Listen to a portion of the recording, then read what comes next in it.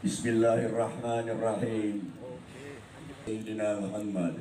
Doa bersama dihadiri pejabat Gubernur Sumatera Selatan, Pangdam II Sriwijaya, dan pejabat terkait lainnya. Doa dilakukan secara bergantian 6 perwakilan agama, masing-masing Islam, Kristen, Katolik, Hindu, Buddha, dan Konghucu.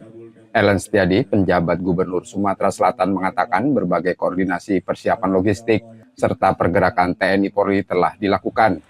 Kini mereka berserah pada Tuhan, apapun yang direncanakan jika tidak mendapat hidayah, tidak akan terlaksana. Ellen menghimbau masyarakat memastikan terdaftar sebagai pemilih, serta mengajak masyarakat menjaga keamanan dan ketertiban, menjaga suasana damai dan sejuk tanpa provokasi.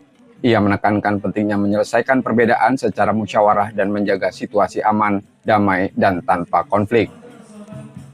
Tidak memprovokasi pihak-pihak yang tidak ada pada penting, dan kalau ada upaya-upaya untuk menimbulkan gangguan keamanan, laporkan segera kepada aparat keamanan.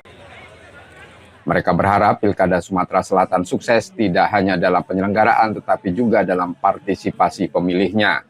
Tim Liputan Kompas TV, Palembang, Sumatera Selatan.